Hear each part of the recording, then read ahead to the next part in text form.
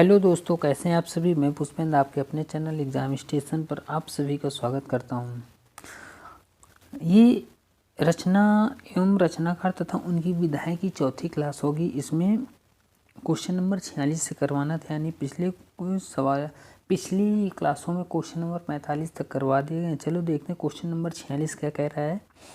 रत्नावली दोहा संग्रह किसके द्वारा रचा गया। क्या रचनावली जो दोहा संग्रह है, रचनावली दोहा संग्रह पूछ रहा है, रत्नावली केवल नहीं पूछ रहे हैं, इसमें पूछ रहा है रत्नावली दोहा संग्रह किसके द्वारा रचा गया। तो यहाँ पर ऑप्शन दिए हैं रत्नावली, तुलसीदास, बिहारी और रामानंद। तो यहाँ पर राइट आंसर हो जाएगा रत्नावली दोहा संग्रह की रचना रत्नावली द्वारा की गई। इसके द्वारा रत्नावली के द्वारा की गई, तो इसका ए इज द राइट आंसर हो जाएगा। ठीक, चलते हैं क्वेश्चन नंबर 47 को। क्वेश्चन नंबर 47 क्या कह रहा है। ठेठ हिंदी का ठाठ, एक ये उनका वाक्य, ठेठ हिंदी का ठाठ किसकी रचना है। ठीक है ना, ये वाक्य को उन्होंने रचना बनाया कि ठेठ हिंदी का ठाठ है जिसकी रचना है वो इनमें से कौन से, यानी ये चार ऑप्शन दिए गए, उनमें से कौन है जिसकी रचना है ठेठ हिंदी का ठाठ है। ठीक है ना, तो इसमें देखो ऑप्शन दिए गए हैं ज्योतिरीश्वर ठाकुर, अयोध्या सिंह उपाध्याय हरिऔध, किशोरी दास वाजपेयी और चंद्रधर शर्मा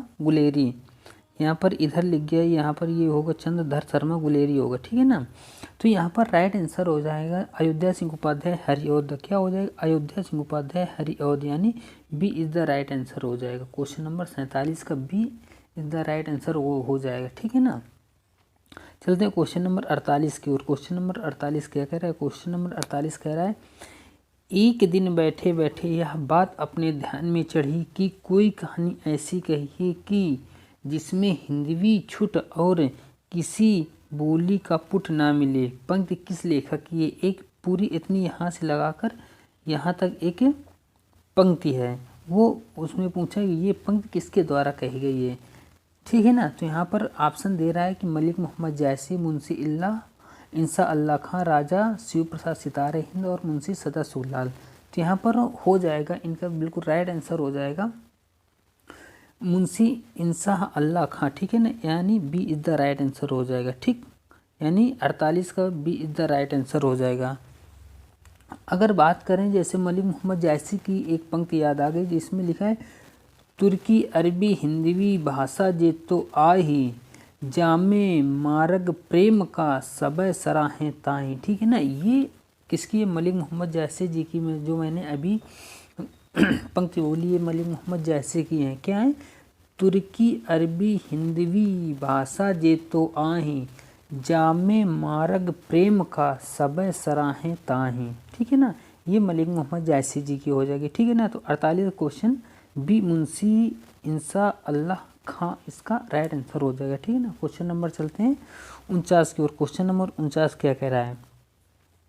क्वेश्चन नंबर 49 कह रहा है निम्न में से कौन सी जीवनी है, यानी ये जो चार ऑप्शन दिए गए हैं इनमें से एक जीवनी, उस जीवनी को बताना है कि ये कौन सी जीवनी है। ठीक, अतीत के चलचित्र, चिंतामणि, आवारा मसीहा, नीड़ का निर्माण, यानी इनमें बताना है कि ये कौन सी जीवनी है। बाकी तीन अन्य हैं, उनमें से एक जीवनी उसको बताना है। ठीक है ना, तो यहाँ पर अगर देखें आवारा मसीहा की, ठीक है ना, तो आवारा मसीहा एक जीवनी है। ठीक है ना, क्या है, आवारा मसीहा एक जीवनी है, यानी 49 का सी इज द राइट आंसर हो जाएगा। क्या, सी इज द राइट आंसर हो जाएगा। ठीक है ना, और अगर बात करें आवारा मसीहा किसकी जीवनी है, यह किसके द्वारा रचा गया है, तो क्या बताएं, आवारा मसीहा विष्णु प्रभाकर द्वारा रचित है।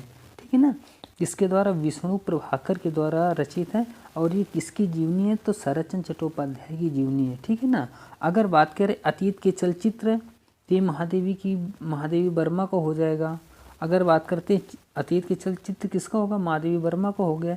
और चिंतामणि की बात करते हैं तो चिंतामणि किसका हो जाएगा, चिंतामणि किसका हो जाएगा। ठीक, कमेंट में जल्दी से अतीत के चलचित्र तो महादेवी वर्मा का होगा, बट यहाँ पर बात करें चिंतामणि हो जाएगी आचार्य रामचंद्र शुक्ल जी की। ठीक है ना, अगर और इसकी बात करें नीड़ का निर्माण, फिर तो ये सभी लोग जानते होंगे किसकी हो जाएगी, हरिवंश राय बच्चन जी की। ये एक आत्मकथा है। ठीक है ना, तो 49 का सी इज द राइट आंसर आवारा मसीहा, ये एक जीवनी है।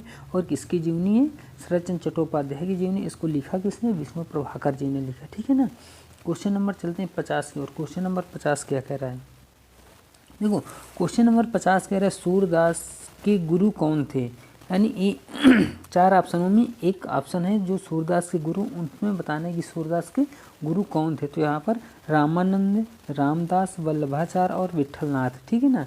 क्या सूरदास के गुरु कौन हो जाएंगे, तो यहाँ पर राइट आंसर हो जाएगा जो सूरदास के गुरु हो जाएंगे वल्लभाचार्य हो जाएंगे। कौन है, वल्लभाचार्य, यानी सी इज द राइट आंसर हो जाएगा, ठीक है ना। अगर बात करें कि वल्लभाचार्य सूरदास अष्टछाप के कवियों में से एक कवि थे, ठीक है ना। और ये सूरदास वात्सल्य रस के सम्राट माने जाते हैं। किसके, वात्सल्य रस के सम्राट के रूप में किसे जाना जाता है, और तो क्या हो जाएगा, सूरदास हो जाएगा। क्या, वात्सल्य रस के सम्राट कवि सूरदास हो जाएंगे, ठीक है ना। क्वेश्चन नंबर 50 का राइट आंसर हो जाएगा सी, यानी वल्लभाचार्य। क्वेश्चन नंबर 51 की ओर चलते हैं। क्वेश्चन नंबर 51 क्या कह रहा है, क्वेश्चन नंबर 51, कबीरदास की भाषा कौन सी थी। कबीरदास की भाषा पूछा है कि इनमें से कबीरदास की भाषा कौन सी थी। ब्रज भाषा, खड़ी बोली, कन्नौजी और सदुक्कड़ी, ठीक है ना। तो ये 4 ऑप्शन दिए गए हैं, ब्रज, खड़ी, कन्नौजी और सदुक्कड़ी। तो इसमें से कबीरदास की भाषा कौन थी, तो यहाँ पर कबीरदास की भाषा हो जाएगी सदुक्कड़ी भाषा, ठीक है ना। यानी 51 का आंसर सही हो जाएगा डी, 51 का D is the right answer हो जाएगा, ठीक है ना। चलते हैं क्वेश्चन नंबर 52 की ओर। क्वेश्चन नंबर 52 क्या कह रहा है, क्वेश्चन नंबर 52 कह रहा है निम्न में से कौन भक्तकालीन कवि नहीं है। भक्तिकालीन कवि इनमें से कौन नहीं है। तो ये 4 ऑप्शन दिए गए, इनमें पूछा गया है कि भक्तिकालीन कवि कौन नहीं है। यानी 3 तो भक्तिकालीन कवि हैं बट एक भक्तिकालीन कवि नहीं है, उसी को पूछा गया कि भक्तिकालीन कवि कौन नहीं है, ठीक है ना। तो यहाँ पर बिहारी, सूरदास, कबीरदास और तुलसीदास सभी लोग जानते हैं। जो ये लास्ट के बी, सी और डी ऑप्शन है, ये भक्तिकालीन कवि हैं। ये तीनों भक्तिकालीन कवि हो गए, सूरदास, कबीरदास और तुलसीदास, ये तीनों भक्तिकालीन कवि हो जाएंगे। जबकि बिहारी यानी ए इसका राइट आंसर हो जाएगा। बिहारी भक्तिकालीन कवि नहीं है, ठीक है ना। बिहारी भक्तिकालीन कवि नहीं है, ठीक है ना। तो इसका राइट आंसर हो जाएगा ए, यानी बिहारी जी भक्तिकालीन कवि नहीं है। अगर बात करते हैं कि बिहारी दास किस काल के कवि थे, तो बिहारी दास जी रीत काल के कवि थे। किसके, रीति काल के कवि थे। किसके, रीत काल के कवि थे।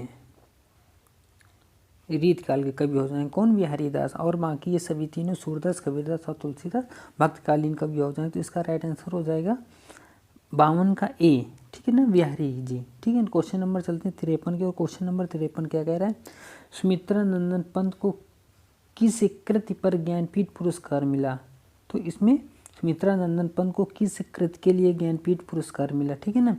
स्वर्ण की धूलि, लोकायतन, युगवाणी और चिदंबरा, ठीक है ना। तो इसमें राइट आंसर क्या हो जाएगा, यहाँ पर सुमित्रा नंदन पंत जी की जो चिदंबरा है उसके लिए सन 1968 में ज्ञानपीठ पुरस्कार मिला था। किसको, सुमित्रा नंदन पंत को, किसके लिए, चिदंबरा के लिए 1968 में उनको ज्ञानपीठ पुरस्कार मिला था। तो यानी 53 का राइट आंसर हो जाएगा डी, ठीक है ना। तो यहाँ पर देखो सुमित्रा नंदन को कब मिला था, 1968 में। किसके लिए, चिदंबरा के लिए ज्ञानपीठ पुरस्कार मिला था, ठीक है ना। तो 53 का क्वेश्चन नंबर 53 का राइट आंसर हो जाएगा डी, चिदंबरा, ठीक है ना। क्वेश्चन नंबर चलते हैं 54 की ओर। क्वेश्चन नंबर 54 क्या कह रहा है, क्वेश्चन नंबर 54 ये देखिए, प्रेमचंद के अधूरे उपन्यास का नाम बताइए। ये मैं पिछली क्लास में बता चुका हूँ, प्रेमचंद का अधूरा उपन्यास क्या है। क्या इसका आप आंसर कमेंट बॉक्स में देंगे, प्रेमचंद का अधूरे उपन्यास का नाम क्या है, ठीक है ना। इसका आंसर आप कमेंट बॉक्स में देंगे कि इसका अधूरा उपन्यास प्रेमचंद जी का कौन था, ठीक है। क्वेश्चन नंबर 55 की ओर चलते हैं। क्वेश्चन नंबर 55 क्या गया, इस आंसर का कमेंट बॉक्स में आपको उत्तर देना है, ठीक। इसमें आपको आंसर इसका देना है जरूर, यानी इन 4 ऑप्शनों में कौन सा पूरा लिखना है, सी और बी, ए, डी, जो भी आपका आंसर हो वो आपको लिखना है, ठीक है ना। क्वेश्चन नंबर 55 की ओर देखते हैं। क्वेश्चन नंबर 55 क्या कह रहा है, दिए गए विकल्पों में से निर्गुण भक्ति काव्य के प्रमुख कवि कौन है। यानी निर्गुण भक्ति, किसके, निर्गुण भक्ति काव्य के प्रमुख कवि कौन हैं। यानी सूरदास, कबीरदास, तुलसीदास और केशव, इनमें से कौन है जो निर्गुण काव्य के प्रमुख कवि हैं। तो यहाँ पर क्या हो जाएगी, कबीरदास जी हो जाएंगे। क्या हो जाएगा, कबीरदास जी निर्गुण काव्य के प्रमुख कवि हैं। कौन हो जाए, कबीरदास जी, ठीक है ना। ये किसके हो जाएंगे, निर्गुण काव्य के प्रमुख कवि हो जाएंगे, ठीक है ना। तो इसका क्या आंसर हो जाएगा, 55 का बी, ठीक, B is the right answer हो जाएगा। क्वेश्चन नंबर चलते हैं 56 की और क्वेश्चन नंबर 56 क्या कह रहा है, ठीक। अब यहाँ पर देखिए बेमेल को छाड़ना है, सेवा सदन, ये इनकी रचनाएं दी गई, सेवा सदन, निर्मला, चंद्रकांता और गोदान। अब यहाँ पर देखना है कि ये सेवा सदन किसके द्वारा रचा गया है, निर्मला किसके द्वारा रचा गया है और चंद्रकांता किसके द्वारा रचा गया है, लिखा गया है, और गोदान किसके द्वारा लिखा गया, ठीक है ना। तो यहाँ पर देखो सेवा सदन हो गया तो किसके द्वारा लिखा गया, प्रेमचंद के द्वारा, ठीक है ना, किसके द्वारा, प्रेमचंद के द्वारा। और निर्मला हो गया, ये भी प्रेमचंद के द्वारा लिखा गया। और चंद्रकांता की बात करते हैं तो चंद्रकांता यहाँ पर किसके द्वारा लिखा, देवकीनंदन खत्री का उपन्यास है, यानी ये देवकीनंदन खत्री के द्वारा लिखा गया। और ये गोदान की बात करते हैं तो गोदान मुंशी प्रेमचंद के द्वारा लिखा गया है। तो यहाँ पर बेमेल कौन हो जाएगा, बेमेल हो जाएगा सी, यानी चंद्रकांता। चंद्रकांता किसके द्वारा लिखा गया, देवकीनंदन खत्री के द्वारा, जबकि सेवा सदन, निर्मला और गोदान ये मुंशी प्रेमचंद के द्वारा लिखे गए हैं, ठीक है। तो इसका राइट आंसर हो जाएगा 56 का सी, ठीक, 56 का सी इज द राइट आंसर हो जाएगा। क्वेश्चन नंबर चलते हैं 57 की और क्वेश्चन नंबर 57 क्या कह रहा है, 2.5 अक्षर प्रेम का पढ़े सो पंडित होए, इन पंक्तियों के रचयिता का नाम बताइए। यानी इन पंक्तियों की रचना किसने की, कौन सी पंक्ति, 2.5 अक्षर प्रेम का, 2.5 अक्षर प्रेम का पढ़े सो पंडित होए, इस पंक्ति के रचयिता कौन है। ऑप्शन दे रहे हैं मीराबाई, कबीरदास, तुलसीदास और मलिक मोहम्मद जायसी। यहाँ पर 57 का राइट आंसर क्या हो जाएगा, 2.5 अक्षर प्रेम का पढ़े सो पंडित होए, इन पंक्तियों के रचयिता कबीरदास जी ने किया था। किसने किया था, कबीरदास जी ने। तो यहाँ पर राइट आंसर हो जाएगा बी, यानी कबीरदास जी, ठीक है ना। 2.5 अक्षर प्रेम का पढ़े सो पंडित होए, इसकी रचना किसने की, इन पंक्तियों की रचना किसने थी, तो कबीरदास हो जाएगा, ठीक है ना।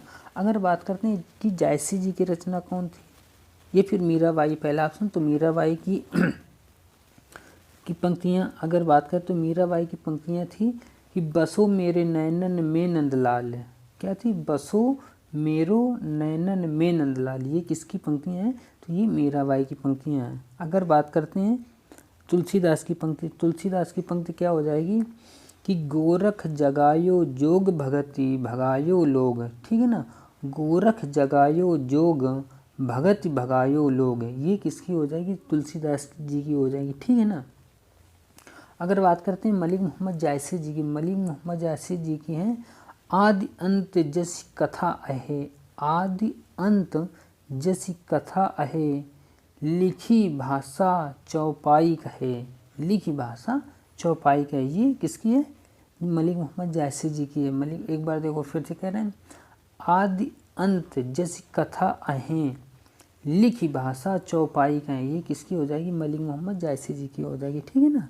तो इसका राइट आंसर क्या हो जाएगा, 57 का बी, यानी कबीरदास जी हो जाएगा। क्वेश्चन नंबर चलते हैं 58 की और क्वेश्चन नंबर 58 क्या कह रहा है, खड़ी बोली के प्रथम महाकाव्य कौन सा था, यानी खड़ी बोली का प्रथम महाकाव्य कौन था, खड़ी बोली का प्रथम महाकाव्य पूछा कौन था, कामायनी था, प्रिय प्रवास था, साकेत था और नीरजा था, ठीक है ना। तो यहाँ पर खड़ी बोली का प्रथम महाकाव्य कौन हो जाएगा, प्रिय प्रवास हो जाएगा, कौन हो जाएगा, प्रिय प्रवास। तो इसका B is the right answer हो जाएगा। और ये किसके द्वारा लिखा गया है, तो अयोध्या सिंह उपाध्याय हरि और द्वारा रचित जी हो जाएगा। अगर बात करते हैं कामायनी की, कामायनी जयशंकर प्रसाद के द्वारा लिखा गया, साकेत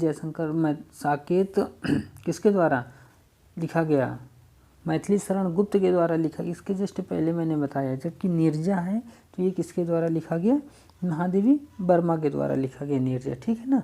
तो 58 का B is the right answer, यानी प्रिय प्रवास एक प्रथम महाकाव्य हो जाएगा किसका, खड़ी बोली का, ठीक है ना। तो क्वेश्चन नंबर चलते हैं क्वेश्चन नंबर 59 की और क्वेश्चन नंबर 59 क्या कह रहा है, देखो क्वेश्चन नंबर 59 क्या कह रहा है, क्वेश्चन नंबर 59 कह रहा है निम्नलिखित में से कौन ज्ञानाश्रय शाखा के कवि हैं, यानी ये 4 ऑप्शन दिए, इनमें पूछा है ज्ञानाश्रय शाखा के कवि कौन है, ठीक है ना। बलदेव चंद, भगवान सिंह, चंद्रवर्दय और भट्ट केदार। तो यहाँ पर ज्ञानाश्रय शाखा के कवि पूछा गया है, तो यहाँ पर हो जाएगा ये सभी ऑप्शन आपके गलत हैं। यहाँ पर ज्ञानाश्रय शाखा के कवि होंगे, जैसे कौन हो गए, कबीरदास जी हो, कबीरदास जी ज्ञानेश्वरी शाखा के कवि होंगे, ठीक है ना। किसके ज्ञानेश्वरी शाखा के कवि कौन हो, कबीरदास जी, यानी इसके राइट आंसर हो जाएगा कबीरदास।